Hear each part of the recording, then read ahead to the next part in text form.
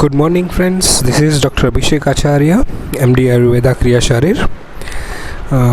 Today we are going to discuss about syllabus point of paper 2 in modern physiology. This is physiology of female reproductive system. In context to the clinical way, you have to understand whole female reproductive system, because many patients will come to you with the relation of the female reproductive system disease. तो आपको बहुत ज़रूरी है कि ये अच्छी तरह से समझे, और ऑब्वियसली इसके साथ में भी आयुर्वेद को भी उतना ही इम्पोर्टेंस देना है समझने के लिए। इसको इसलिए समझना है बिकॉज नॉर्मल फंक्शन अगर होंगे आपको समझ में आएंगे, तो ओनली आप जो रिपोर्ट्स वगैरह देखने वाले हैं क्लिनिकल वे में, तो उसमें रिपोर्ट्स में आपको पता चलेगा कि हाँ एग्जैक्टली नॉर्मल फिजियोलॉजी से क्या चेंज हुआ है। ओके, तो and exam point of view definitely the whole system is important, और स्पेशली द मेंस्ट्रुएशन और द मेंस्ट्रुअल साइकिल वो बहुत ज़रूरी है। और डेफिनेटली डिफरेंट ऑर्गन्स भी पूछे जा सकते हैं, physiology of different organ in the female reproductive system. तो इसलिए आज हम जो बात करने वाले हैं, देखेंगे कितने पार्ट्स होते हैं इसके। वो शुरू करेंगे physiology of female reproductive organs और द सिस्टम। तो फीमेल रिप्रोडक्टिव सिस्टम के अंदर कितने ऑर्गन्स इंक्लूड करने और उसके बारे में हमें देखना है। They are uterus, first fallopian tubes, ovaries and the breast. Okay, ये चार ऑर्गन जो है वो फीमेल रिप्रोडक्टिव सिस्टम को एग्जीक्यूट करते हैं। तो चार जो ऑर्गन है उस मेजरली आप सब लोगों को बेसिक आइडिया होगा ही कि कैसे उनका काम और कैसे उसकी फिजियोलॉजी होती है। Okay, basic idea. तो यूट्रस क्या काम करेगा? The action of the uterus is implantation of the fertilised ovum and development of the foetus during the pregnancy. Okay, तो ये दो चीज़ें जो है वो यूट्रस के एक्शन के अंदर आएगी। ओवेरीज के अंदर produces the secondary oocyte and hormones like estrogens, progesterone, relaxing and inhibition. ये चार हार्मोन जो है, I am repeating again, estrogen, progesterone, relaxing and inhibin. Third organ is the vagina, the pathway of the sperm towards the uterus and also pathways for the child birth. Fourth one is a breast, mammary gland, synthesize, secretes and eject milk for the nourishment of the newborn. तो ये तीन चीज़ें जो है वो breast का main function है। ये जब शुरू करते हैं हम physiology of the female reproductive system, तो फर्स्ट लाइन ऑफ फिजियोलॉजी जो है it's a menstrual cycle or the female sexual cycle. It's very necessary to understand the second name, female sexual cycle किसे कहते हैं and menstrual cycle किसे कहते हैं। Okay, इन दोनों के अंदर काफ़ी अंतर है, मगर एग्ज़ाम पॉइंट ऑफ व्यू आपको ये भी पूछा जा सकता है, explain the female sexual cycle, okay, और द मेंस्ट्रुअल साइकिल, मगर आपको दोनों के आंसर अलग तरीके से लिखने हैं। ओके, वो थोड़ा सा समझ के आगे लिखेंगे।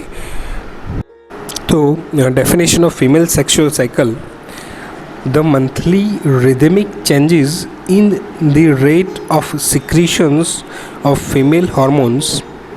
Just mind the sentences. First sentence, कितनी तरह से फीमेल हार्मोन्स के अंदर सिक्रेशन के अंदर चेंजेस होते हैं, first point. Second point, corresponding physical changes in ovaries, uterus, breasts and other sexual organs. Okay, the second point is a corresponding simultaneously the changes will happen in ovaries, uterus, breasts, the three main organ, and the sexual organs are called as a female sexual cycle. Okay, definitely हम उसको directly menstrual cycle के साथ में नहीं correlate कर सकते। Menstrual cycle हम इतना कह सकते हैं कि ओव्यूलेशन से जब मेंस्ट्रुएशन बाहर आने की जो साइकिल होती है, we can say that is menstrual cycle, okay. मगर इसके साथ में जो इमोशनली चेंज होता है, जो फिज़िकल चेंज होता है, द हार्मोनल चेंजेस जो होते हैं, it comes under female sexual cycle. मगर for exam point of view अगर आपको मेंस्ट्रुअल साइकिल पूछा जाता है तो you have to write from the oogenesis to the menstruation part, okay, और द कंसेप्शन पार्ट। ये दोनों पॉसिबिलिटीज़ जो है आपको लिखनी है जब भी आपको अगर मेंस्ट्रुएशन जो है वो पूछा जाता है, मेंस्ट्रुअल साइकिल जो है पूछा जाता है तो, ओके। तो ये एक बेसिक अंडरस्टैंडिंग आपको ध्यान में रखना है। Then we are going forward to the female sexual cycle. First is a ovarian cycle and the second is a uterine cycle. तो ये बोथ द चेंजेस जो है वो साइमल्टेनियसली अलग अलग जगह पे होते हैं। ओवेरियन साइकिल के अंदर पूरी ओवेरी के अंदर oocyte का, सेकेंडरी oocyte का ओवुलेशन से लेकर कंप्लीट कॉर्पस ल्यूटियम का टर्मिनेशन एंड कॉर्पस अल्बिकन का बनना, ये आगे हम देखेंगे। मैं जस्ट अभी आपको रफली आइडिया दे रहा हूँ। तो वहाँ पे आपको ओवेरियन साइकिल के अंदर ये सारी चीज़ें लिखनी है। यूट्राइन साइकिल के अंदर जो एंडोमेट्रियम चेंजेस होते हैं, एंडोमेट्रियल चेंजेस होते हैं वहाँ पे, उसके सेल के अंदर जो एंडोमेट्रियल थिकनेस बढ़ती है, तो उससे लेकर शेडिंग ऑफ द एंडोमेट्रियम और ब्लीडिंग एंड ऑल, ये सारी चीज़ें जो है आपको यूट्राइन साइकिल के अंदर लिखनी है, ओके। तो ये दोनों तरीके से अगर आपको मेंस्ट्रुएशन और द फीमेल सेक्सुअल साइकिल के बारे में पूछा जाता है तो आपको ovarian cycle and the uterine cycle simultaneously लिखनी है। एग्जाम पॉइंट ऑफ व्यू में पहले आप ओवेरियन साइकिल लिख लो, उसके बाद में यूट्राइन साइकिल लिख सकते हो, मगर मेक श्योर दोनों हेडिंग जो है वो अलग अलग तरीके से आप लिखो, ओके। तो आपको एग्जैक्टली जो मार्क्स है वो अच्छे मिल सकते हैं। तो features of the female sexual cycle, first, release of the single ovum from the ovaries every month so that only a single fetus can grow, okay। एक ही जो ओवम है वो रिलीज़ होता है एवरी मंथ, जिसकी वजह से एक ही फीटस जो है वो बन सकता है। तो इसी वजह से सिर्फ एक ओवम जो है रिलीज़ होता है जनरली। और भी कभी कभी ऐसा होता है कि ज़्यादा ओवम सिक्रेट हो जाता है, तो उसकी वजह से दी बेबीज़ आर ट्विंस और थ्राइस और क्वाड्रेंग जो है वो बेबीज़ फॉर्म हो जाते हैं। तो it depends on the ovum and also the division when जब होता है एक बार कंसेप्शन होने के बाद, तो डिवाइडेशन की वजह से भी कभी कभी ये चेंजेस होते हैं। तो इट डिपेंड्स, इसके ऊपर हम नहीं जाएंगे अभी। मगर फर्स्ट थिंग आपको ध्यान में रखना है कि एक सिंगल ओवम इसलिए रिलीज़ होता है कि एक ही बेबी जो है फॉर्म हो। Second, preparation of the endometrium for implantation of fertilised ovum. तो एंडोमेट्रियल थिकनेस जो है यूट्रस की वो बढ़ती है, जिसकी वजह से जो कंसेप्शन हुआ ओवम होगा वो वहाँ पे आके इम्प्लांट हो सके, वहाँ पे आके स्थिर हो सके, स्टिक हो सके, okay. Now we are discussing about ovarian cycle first, okay. उसके अंदर आपको ओवेरी के बारे में भी लिखना पड़ेगा एंड ओवेरियन साइकिल क्या है वो भी आपको लिखना पड़ेगा। तो जस्ट पॉइंट टू पॉइंट आप जाना पॉसिबल होता है एग्जाम के अंदर। तो फर्स्ट ओवेरियन साइकिल, उसके अंदर cyclic changes taking place in the ovaries during the development of the primary follicle and after ovulation is called as a ovarian cycle, okay. तो पहले complete formation of the ovum and उसका ovulation होने के बाद क्या होता है वो पूरी चीज़ जो है आपको ओवेरियन साइकिल के अंदर लिखनी है। Changes in the ovarian cycle are influenced by the follicular stimulating hormone, okay. तो FSH from anterior pituitary gland जो रिलीज़ होता है वो ओवेरियन साइकिल की शुरुआत करता है, ओके। First thing, follicle stimulating hormone, उसकी वजह से ही ओवम जो है वो ग्रो करना शुरू करता है एंड अल्टीमेटली एक मैच्योर ओवम जो है बनता है, ओके। तो इट्स वेरी नेसेसरी। अगर FSH का लेवल लो होगा, अगर आप देखो ब्लड के अंदर सीरम FSH, तो you can see के और you can also make a differential diagnosis कि वहाँ पे ओव्यूलेशन होगा या नहीं होगा, ओवम की हेल्थ कैसी होगी, कंसेप्शन के अंदर क्या क्या प्रॉब्लम हो सकती है, ये सारी चीज़ें जब आप है वो FSH के ब्लड लेवल से आप देख सकते हो कि कितना है, ओके। तो FSH is much important when fertility case comes to you. Then the second hormone is luteinising hormone. तो वो हार्मोन क्या करेगा, वहाँ पे रप्चरिंग करेगा उस पर्टिकुलर फॉलिकल का, टर्शियरी फॉलिकल जो है वहाँ पे वो रप्चर होगा उसका, और ओव्यूलेशन यानी कि ओवम जो है वो वहाँ से यानी ओवेरी से बाहर निकलेगा। ओके, तो it's very necessary for the rupturing of the ovum या तो ओव्यूलेशन के लिए LH यानी कि luteinizing hormone from the anterior pituitary gland, it's very necessary कि वो भी ब्लड के अंदर नॉर्मल मात्रा में हो, सही मात्रा में हो, देन ओनली ओव्यूलेशन में टेक्स प्लेस। ओके, ओवेरी के बारे में थोड़ा सा देखें तो ovary they are the 2 in number, right and left, they are the synonym of female gonad. Okay, it's called as a gonad. Then width of the ovary 3.5, thickness 1.5, and position situation in the upper pelvic cavity, one on each side of the uterus. Okay, width and thickness जहाँ पे 3.5 and 1.5 मैंने बोला, they are the cm, okay, centimeters. तो इतना हमें ovary के बारे में एनाटॉमिकली जानना है और आपको लिखना भी है एग्ज़ाम के अंदर अगर ये क्वेश्चन 10 मार्क के अंदर आता है। Histology of ovary, each ovary consist of the following part. First thing, germinal epithelium. Mark this particular points in histology of ovary. यहाँ से आपको ओवेरियन साइकिल जो है वो डिफाइन कर सकते हो और एक्सप्लेन कर सकते हो। First thing is a germinal epithelium. It is a simple epithelium that cover surface of the ovary. Okay, germinal epithelium, it covers the surface of the ovary. Second one is a tunica albuginea. Tunica albuginea. तो connective tissue covering lies beneath the epithelium, यानी कि epithelium के नीचे की side पे tunica अल्बुजिनिया जो है वो उसका सीट रहेगा। Then third one is a stroma. Parts of the stroma are cortex and the medulla. तो कॉर्टेक्स पार्ट के अंदर outer functional part of the ovary contains ovarian follicle. Okay, जहाँ पे ओवेरियन फॉलिकल रहते हैं उस पार्ट को कॉर्टेक्स बोला जाता है, cortex of the stroma. Medulla किसे कहा जाएगा, तो inner loose layer of the connective tissue of the stroma. Okay, तो कॉर्टेक्स पार्ट जो होगा वो आउटर होगा एंड मेडुला जो है वो इनर होगा। Then ovarian follicle is there. Immature ova is various stages of the development. तो ओवेरियन फॉलिकल जो है वो अलग अलग स्टेजेस के अंदर वहाँ पे रहते हैं, you can say in the cortex area.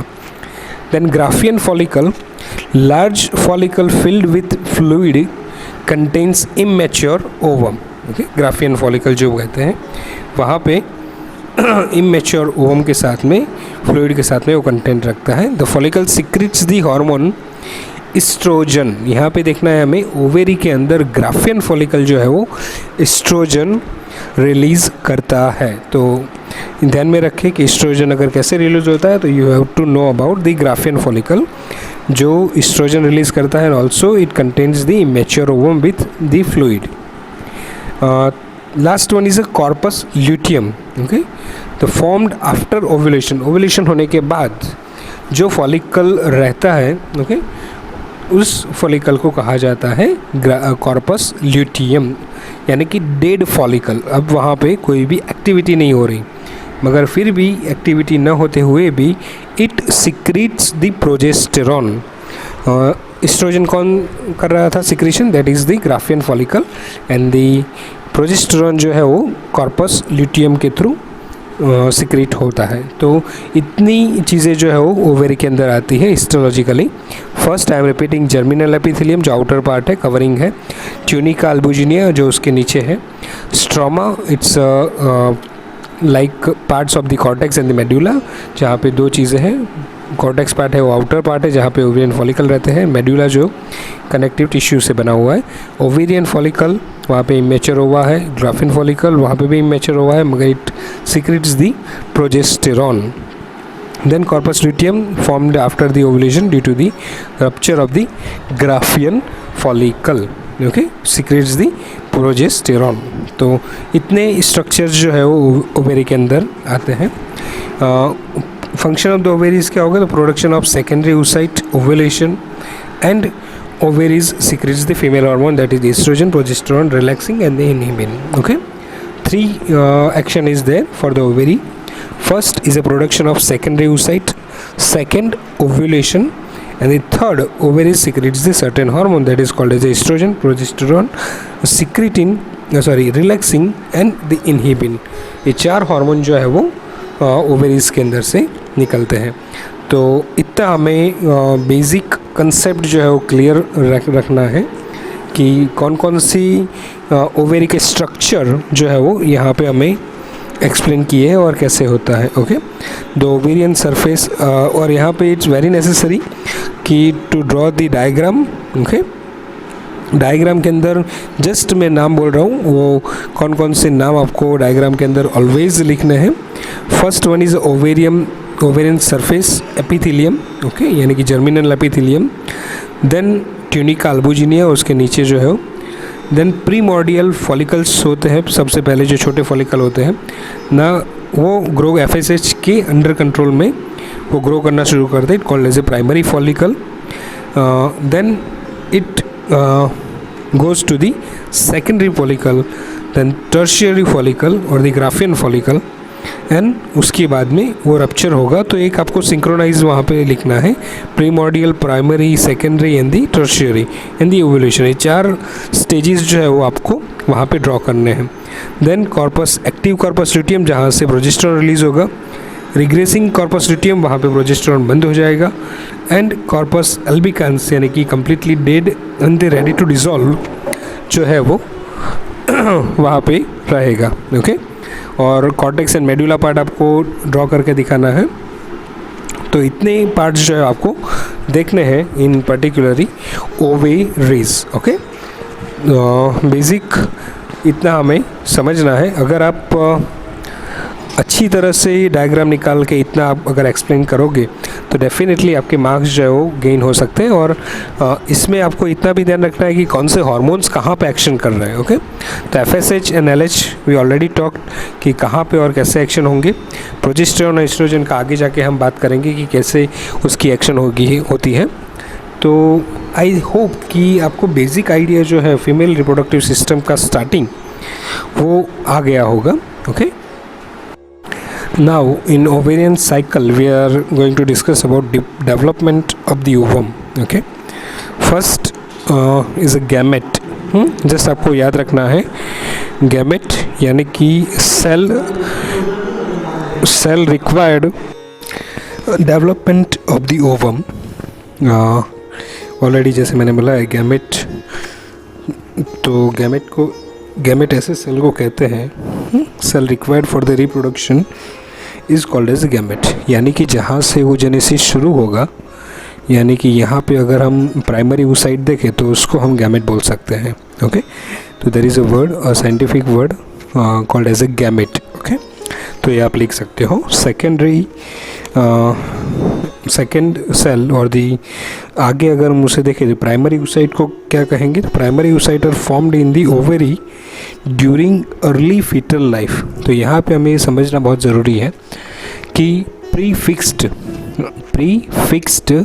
Number of primary oocyte जो होते हैं वो ओवेरी के अंदर आते हैं. ओके, कब उसका फॉर्मेशन होता है? In the foetal life, early fetal life. Okay, तो प्राइमरी oocyte ऑलमोस्ट जो होते हैं जनरली अगर हम काउंट करें तो ऑलमोस्ट एज 50 और वहाँ तक पहुँचने तक प्राइमरी oocyte बने उतने ही oocyte जो है वो आते हैं. ओके, तो oocyte यानी क्या? तो आज फीमेल जर्म सेल यानी कि basic cell, very basic cell जहाँ से आगे oogenesis जो है वो चालू होने वाला है. Okay, a female germ cell is called as a oocyte or the oogonium. In fetal life, oogonia develops into the larger cell called as a primary oocyte. तो ये बात हमें क्लियर होनी चाहिए कि oogenesis का शुरुआत जो है वो कहाँ से होगा? प्राइमरी oocyte से होगा. At the birth, almost 2 lakh to 20 lakh यानी कि 2 million oogonia and primary oocytes remain in each ovary, out of which just listen the number, out of which 40,000 remain at puberty, out of which 40,000 is remain at the time of puberty, and only 400 will mature, only 400 will mature and ovulate, and remaining undergo atresia. Atresia यानी कि वो बाद में dead हो जाते हैं. Physiological death of the cell called as atresia. Okay, तो हमने यहाँ पे देखा basic introduction of ovary. Female organs कौन कौन से हैं, कौन कौन से हार्मोन्स जो है सिक्रेट हो रहे हैं, और ओव्यूलेशन के अंदर एंड oogenesis के लिए कौन कौन से हार्मोन जो है वो रिक्वायर होते हैं from the anterior pituitary gland, यानी कि FSH एंड LH.